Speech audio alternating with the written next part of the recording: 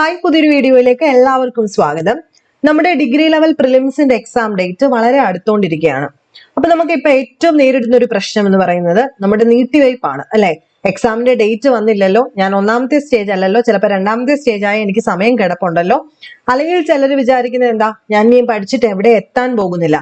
അങ്ങനെ പ്രൊക്രാസ്റ്റിനേഷൻ എന്ന് പറയുന്ന വലിയൊരു ചുഴിയിൽ അകപ്പെട്ടിരിക്കുന്ന ഒരുപാട് പേര് നമ്മുടെ ഗ്രൂപ്പിലും ഉണ്ട്, അല്ലാതെയുമുണ്ട്.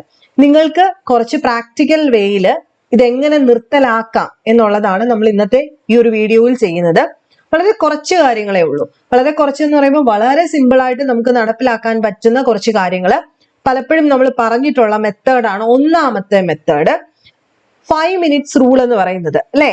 നമ്മൾ എന്താ പറഞ്ഞിട്ടുള്ളത്? നമ്മുടെ ബ്രെയിന് എന്താണ് ഇഷ്ടം?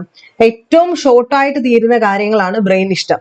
അതുകൊണ്ട് നമ്മൾ എങ്ങനെയാണ് നമ്മളോട് തന്നെ ഇരിക്കാൻ നേരം പറയേണ്ടത്? I will study only for 5 minutes, അല്ലെ? 5 minutes മാത്രമാണ് നമ്മൾ പഠിക്കാൻ പോകുന്നത് എന്ന് പറഞ്ഞിട്ട് വേണം ഇരിക്കാൻ. സ്വന്തമായിട്ട് സെൽഫ് ടോക്ക് ചെയ്യുക. എന്ത് പറയാ? 5 minutes ഞാനൊന്ന് പഠിക്കാം, അല്ലെ? ഞാൻ എന്തായാലും 5 minutes ഒന്ന് ഇരുന്ന് പഠിക്കട്ടെ. ഇങ്ങനെ പറഞ്ഞിട്ട് ഇരിക്കുകയാണെങ്കിൽ നമുക്ക് ഇരുന്ന് കിട്ടുക എന്നുള്ളതാണ് പ്രയാസം. നിങ്ങൾക്കും എനിക്കും എല്ലാവർക്കും ഉള്ള പ്രശ്നമാണ്.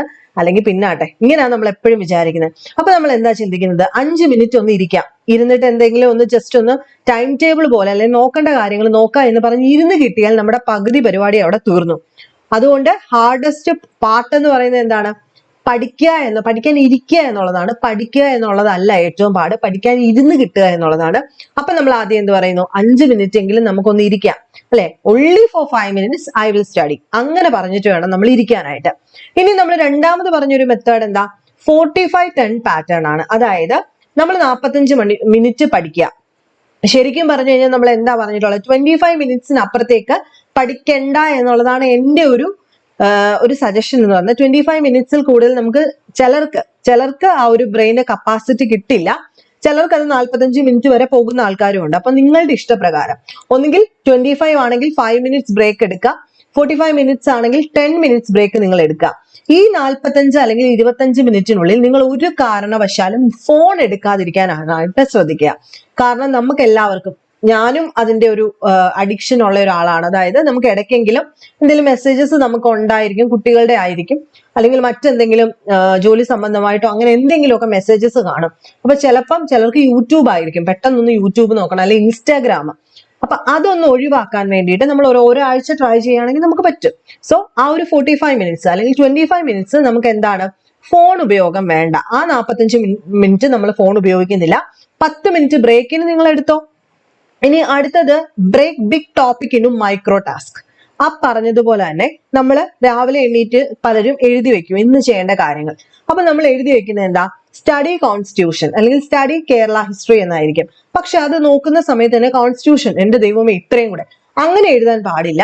നമ്മൾ എന്ത് എഴുതണം? സ്പെസിഫിക് ആയിരിക്കണം. ആർട്ടിക്കിൾ 12 to 13 അല്ലെങ്കിൽ ആർട്ടിക്കിൾ 12, 13, 14 ഞാൻ 30 minutes കൊണ്ട് 3 കവർ ചെയ്യും. അതുപോലെ ഫണ്ടമെന്റൽ റൈറ്റ്സിന്റെ 20 MCQ ഞാൻ കവർ ചെയ്യും. ഇങ്ങനെ സ്പെസിഫിക് ആയിട്ട് മൈക്രോ ടാസ്ക് ആയിട്ട് എഴുതുവാണെങ്കിൽ നമ്മളെ കൊണ്ട് തന്നെ ഒരു വിശ്വാസം ഉണ്ടാവും, നമുക്കിത് തീർക്കാൻ പറ്റും. അതേസമയം സ്റ്റഡി കോൺസ്റ്റിറ്റ്യൂഷൻ എന്ന് പറഞ്ഞു കഴിഞ്ഞാൽ ഒരു കാരണവശാലും നമ്മൾ പഠിക്കാനും പോകുന്നില്ല, അതൊട്ട് തീരാനും പോകുന്നില്ല, എങ്ങും ഇല്ലാത്തൊരവസ്ഥ വരും. 12, 13 പഠിക്കാന്ന് പറഞ്ഞാൽ ഈസിയാണ്, നമുക്ക് കാണുമ്പോൾ തന്നെ അറിയാം. 30 minutes കൊണ്ട് 12, 13 സുഖമായിട്ട് പഠിക്കാം. 20 questions ഫണ്ടമെന്റൽ റൈറ്റ്സ് സുഖമായിട്ട് ചെയ്യാവുന്നേ ഉള്ളൂ. So small target, reduce fear. അതുപോലെ തന്നെ ഈ പറഞ്ഞത് ഫോൺ ഉപയോഗിക്കരുതെന്ന് പറഞ്ഞപ്പം ഫോൺ അടുത്ത് വെക്കേണ്ട. അടുത്ത് വെച്ചാൽ നമുക്ക് നോക്കാനുള്ള ടെൻഡൻസി കൂടും, അല്ലെ? എന്തേലും വന്നോ. ഇനി അതല്ല എന്നുണ്ടെങ്കിൽ നമ്മൾ എന്ത് ചെയ്യുക? മറ്റൊരു മുറിയിൽ സൈലന്റ് മോഡിൽ കൊണ്ടുവെക്കണമെന്നൊന്നും പറയുന്നില്ല. അതുപോലെ എയറോപ്ലെയിൻ മോഡോ ഒന്നും വേണമെന്ന് പറയുന്നില്ല. മറ്റൊരു മുറിയിലേക്ക് തന്നെ മാറ്റി വെക്കുക. അർജന്റ് കോൾ വന്നാൽ നമുക്ക് എടുക്കാമല്ലോ. അപ്പം നിങ്ങൾ മറ്റൊരു മുറിയിലേക്ക് കൊണ്ടുവന്ന് മാറ്റിവെക്കുക.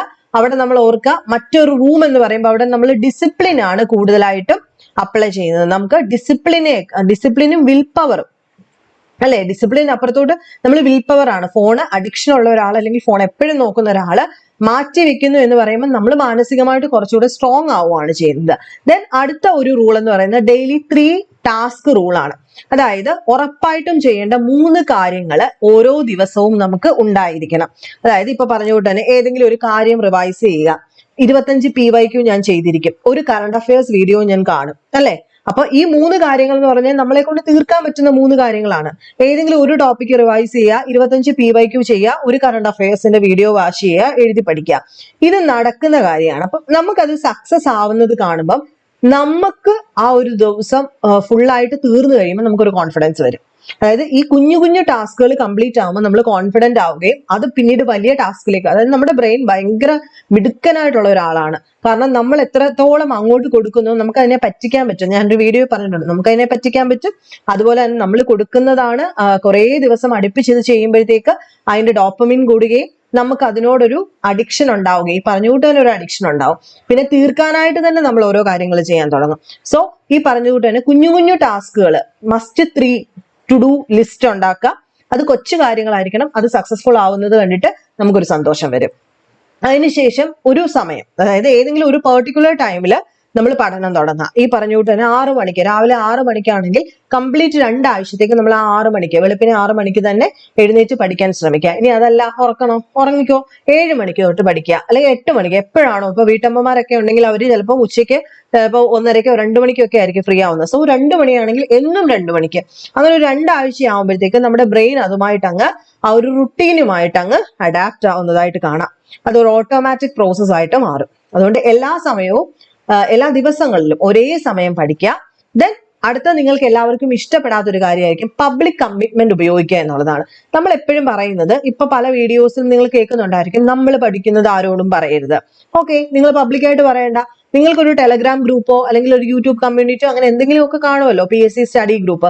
അവിടെ പറയുക, എന്ത്, ഞാൻ ഇന്ന് ഈ പാർട്ട് 3 കോൺസ്റ്റിറ്റ്യൂഷന്റെ കേസ് എടുക്കുകയാണെങ്കിൽ പാർട്ട് 3 ഞാൻ ഇന്ന് പഠിച്ചു തീർക്കും, അല്ലെ നമുക്ക് ഇന്ന് പഠിച്ചു തീർക്കണം. അതെന്ന് പറഞ്ഞു കഴിഞ്ഞാൽ നമ്മളൊരു വാക്ക് മറ്റുള്ളവരോട് പറയാണ്. സോ സോഷ്യൽ പ്രഷർ അവിടെ വന്നു.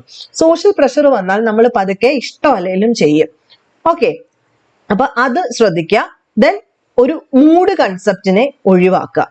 അതായത് നമ്മൾ എപ്പോഴും പറയുന്ന ഒരു കാര്യം എന്താ, എനിക്ക് ഭയങ്കര മൂഡില്ല. അപ്പൊ ഒരു പെർഫെക്റ്റ് മൂഡിനോ ഒരു എനർജി റൈസ് ആവാനോ ഒരു പെർഫെക്റ്റ് എൻവയോൺമെന്റിന് വേണ്ടിയിട്ടോ നിങ്ങൾ വെയിറ്റ് ചെയ്യരുത്. ഈ പറഞ്ഞോട്ട് 5 മിനിറ്റ് ഇരിക്കുക എന്നുള്ള രീതിയിൽ നിങ്ങൾ സ്റ്റാർട്ട് ചെയ്യുക. പതുക്കെ മൂഡ് വന്നോളും. അടുത്തത് റിവാർഡ് സിസ്റ്റം ആണ്. വളരെ വളരെ ഇമ്പോർട്ടന്റ് ആണ്. കുഞ്ഞു ക്ലാസ്സിലെ കുട്ടികൾക്ക് നമ്മൾ സൈക്കോളജിക്കൽ തിയറീസ് പറയുന്ന ഒരു കാര്യമാണ്, എന്താണ്, പല കണ്ടീഷനിങ്ങിനെ പറ്റിയിട്ട് നമ്മൾ സൈക്കോളജിക്കൽ തിയറീസ് പഠിച്ചിട്ടുണ്ട്. അവിടെയൊക്കെ റിവാർഡ് സിസ്റ്റത്തിന് വളരെ പ്രാധാന്യം. ആ ഓരോ കാര്യങ്ങളും, ഇപ്പൊ 2 മണിക്കൂർ നിങ്ങൾ പഠിച്ചാൽ 20 മിനിറ്റ് നിങ്ങൾ യൂട്യൂബ് വീഡിയോ കാണുക. ഇത് 5 ദിവസത്തേക്ക് കൺസിസ്റ്റന്റ് ആയിട്ട് പോയി കഴിഞ്ഞു കഴിഞ്ഞാൽ നമുക്ക് തന്നെ ഒരു സ്മോൾ ട്രീറ്റ് ആയിട്ട് മാറും. അതായത് 2 മണിക്കൂർ ഞാൻ പഠിച്ചു, 20 മിനിറ്റ് ഞാൻ എന്നെ തന്നെ ട്രീറ്റ് ചെയ്തു. ഇനി വീഡിയോ ഇഷ്ടമല്ലാത്തവർക്ക് 2 മണിക്കൂർ പഠിച്ചു കഴിഞ്ഞാൽ ഏറ്റവും ഇഷ്ടമുള്ള ഒരു കാര്യം 20 മിനിറ്റ്സ് നിങ്ങൾ ആ ഇഷ്ടമുള്ളതിന് വേണ്ടിയിട്ട് മാറ്റി വെക്കുക. അപ്പൊ നമുക്ക് നമ്മളെ തന്നെ ട്രീറ്റ് ചെയ്യാൻ പറ്റും. ഇഷ്ടമുള്ള ഒരു ഫുഡോ എന്തോ ആയിക്കോട്ടെ. ഓക്കെ, അപ്പം ബ്രെയിന് റിവാർഡ് ഭയങ്കര ഇഷ്ടമാണ്. പിന്നെ എപ്പോഴും ഓർക്കുക, ഞാൻ ഈ പറയുന്ന മോട്ടിവേഷൻ കേട്ടിട്ട് ഒരിക്കലും നിങ്ങൾക്ക് കോൺഫിഡൻസ് വരില്ല. കേട്ട് കഴിഞ്ഞാൽ ഇവരെന്തോ, ഇവർക്ക് വേറെ ജോലിയൊന്നുമില്ല, ഇവർ ചുമ്മാ നടന്ന് ചിലക്കാണല്ലോ എന്നുള്ളൊരു തോന്നൽ മാത്രമേ വരൂ. അപ്പൊ മോട്ടിവേഷനും കേട്ട് കഴിഞ്ഞാൽ കോൺഫിഡൻസ് വരില്ല. നമ്മൾ ഇത് കംപ്ലീറ്റ് ആയിട്ട് ഡെയിലി ചെയ്തുകൊണ്ടിരുന്നു കഴിഞ്ഞാൽ നമ്മളിൽ ഒരു കോൺഫിഡൻസ് വളർന്നു വരും. ഓക്കെ, ആ കോൺഫിഡൻസ് ആയിരിക്കും നമ്മളെ രക്ഷിക്കാൻ പോകുന്നത്. അല്ലാതെ ഞാൻ ഇരുന്നോണ്ട് പറഞ്ഞിട്ടോ നിങ്ങൾ ഇരുന്നോണ്ട് എന്നോട് പറഞ്ഞിട്ടോ ഒന്നും നമുക്ക് ആർക്കും അങ്ങോട്ടും ഇങ്ങോട്ടും ഒന്നും മാറ്റങ്ങൾ വരാൻ പോകുന്നില്ല. പിന്നെ ഞാൻ കുറച്ചു നേരം മുമ്പേ പറഞ്ഞതുകൊണ്ട് തന്നെ 8 മണിക്കൂർ ഞാൻ പഠിക്കും എന്നതിനപ്പുറത്തേക്ക് ചെറുതായിട്ട് സ്പെസിഫിക് ടാസ്കുകൾ, സ്പെസിഫിക് ആയിട്ടുള്ള simple trick, I will solve 100 question today എന്നുള്ളതായിരിക്കും നമ്മൾ കൂടുതൽ. അതായത് എപ്പോഴും ഞാനിപ്പോ പറയുന്ന ഒരു കാര്യം, ക്വസ്റ്റ്യൻ ബേസ്ഡ് ആയിട്ട് പഠിക്കുകയാണെങ്കിൽ നമ്മൾ കുറച്ചുകൂടെ മുന്നിലേക്ക് എത്തും. ക്വസ്റ്റ്യൻ ബേസ്ഡ് ടാർഗറ്റ് ആണ് കുറച്ചുകൂടെ പ്രൊഡക്റ്റീവ് ആയിട്ട് നമുക്ക് ഉപയോഗിക്കാൻ പറ്റുന്നത്. കാരണം ഇപ്പം നടന്നിട്ടുള്ള എല്ലാ എക്സാംസിന്റെയും ക്വസ്റ്റ്യൻസ് ചെയ്യുക. ക്വസ്റ്റ്യൻസ് ചെയ്ത് വന്നാൽ നമുക്ക് നല്ല രീതിയിൽ ഇംപ്രൂവ്മെന്റ് ഉണ്ടായിരിക്കും. സോ ഒരു സിലബസ് തീർക്കുന്നതിനപ്പുറത്തേക്ക് ഈ വന്നിട്ടുള്ള PYQ ക്വസ്റ്റ്യൻസ് കൂടുതൽ ചെയ്യാൻ നോക്കിയാൽ ദിവസത്തിൽ ഒരു ക്വസ്റ്റ്യൻ പേപ്പർ നിങ്ങൾ തുടങ്ങുക. പിന്നെ മുന്നോട്ട് 50, 100 അങ്ങനെയൊക്കെ തുടങ്ങുക. സമയമില്ലാത്തൊരു 25 തുടങ്ങുക. അങ്ങനെ തുടങ്ങിയാൽ തന്നെ നമ്മുടെ നില മാറുന്നത് നമുക്ക് അറിയാൻ പറ്റും. അപ്പൊ ഇത്രയും കാര്യങ്ങളാണ് പ്രധാനമായിട്ടും ഇതുമായിട്ട് ബന്ധപ്പെട്ട് പറയാനുള്ളത്. നിങ്ങൾക്ക് ഇത് കേൾക്കുമ്പോൾ വളരെ സിമ്പിൾ ആയിട്ടും ഇതൊക്കെ ഞങ്ങൾക്ക് അറിയാമല്ലോ എന്നും തോന്നും. ജസ്റ്റ് നിങ്ങൾ എന്തെങ്കിലുമൊക്കെ ഒന്ന് ട്രൈ ചെയ്ത് നോക്കുക. വലിയ രീതിയിലുള്ള ഒരു മാറ്റം നമുക്ക് ഉണ്ടാവും. ഫോണ്, ഒന്നുകൂടെ എടുത്തു പറയുന്നത്, ഫോണ് മറ്റൊരു റൂമിലേക്ക് മാറ്റിയിട്ട് തന്നെ പഠിക്കാനിരിക്കുക. നമുക്ക് ആദ്യമൊക്കെ എന്തെങ്കിലും വന്നോ അല്ലെങ്കിൽ ഒന്ന് നോക്കാം എന്നൊക്കെ ടെൻഡൻസി വരും. പതുക്കെ അത് മാറുന്നതായിട്ട് കാണാം. നമ്മുടെ ജോലിയിൽ ഏറ്റവും ഇന്നത്തെ കാലത്ത് തടസ്സമായിട്ട് നിൽക്കുന്ന ഒരു ഉപകരണം ഈ ഫോണ് തന്നെയാണ്. ഫോണും ഇന്റർനെറ്റും ഒക്കെ തന്നെയാണ്. അത് എനിക്കും ഉണ്ട് ഇഷ്യൂ, നിങ്ങളിൽ എല്ലാവർക്കും ഉണ്ട് ഇഷ്യൂ. ചിലരത് തുറന്ന് സമ്മതിക്കും, ചിലരത് തുറന്ന് സമ്മതിക്കില്ല. നമ്മുടെ സമയത്തെ ഏറ്റവും കൂടുതൽ നഷ്ടപ്പെടുത്തുന്നത്. ഇപ്പൊ എനിക്ക് എന്തൊക്കെ ജോലി ചെയ്യാനുള്ള സമയം പകുതി മുക്കാലും നമ്മൾ എവിടെ പോവും? ഫോണിനകത്താണ് പോയിക്കൊണ്ടിരിക്കുന്നത്. അതിനകത്ത് ചില ഒഫീഷ്യൽ കാര്യങ്ങൾക്ക് അപ്പുറത്തോട്ട് പലപ്പോഴും അത് അൺഒഫീഷ്യലായിട്ട് ഒഫീഷ്യലായിട്ട് തുടങ്ങുന്നത്. പിന്നെ പതുക്കെ ഇപ്പുറത്തോട്ട് വന്ന് വീഡിയോ കണ്ടുകൊണ്ടിരിക്കും. മണിക്കൂറുകളാണ് പോകുന്നത്. ആ സമയത്ത് നമുക്ക് പ്രൊഡക്റ്റീവായിട്ട് പല കാര്യങ്ങളും ചെയ്യാനുണ്ട്. സോ ഈ ഫോണിന്റെ ഉപയോഗം നമുക്ക് പതുക്കെ പതുക്കെ കുറച്ച് വരണം. അത് ഞാൻ ഈ പഠനത്തെ മാത്രം വെച്ചിട്ടല്ല പറയുന്നത്. കുട്ടികളെ കുറ്റം പറയുന്നത് നമ്മൾ ഏറ്റവും ആദ്യം ചേഞ്ച് ആവേണ്ടത് നമ്മൾ തന്നെയാണ്. ഞാൻ എന്നോട് തന്നെ പറയുന്നു, കൂട്ടത്തിൽ നിങ്ങളോടും പറയാണ്, ഫോൺ ഉപയോഗം നമ്മൾ അറിഞ്ഞുകൊണ്ട് മനഃപൂർവ്വം നിർത്താൻ നോക്കുക. ഉപയോഗിക്കേണ്ട എന്നല്ല, കുറച്ച് കുറച്ച് കൊണ്ടുവരിക. ഓക്കെ, അപ്പൊ നെക്സ്റ്റ് വീഡിയോയിൽ കാണാം. ബൈ.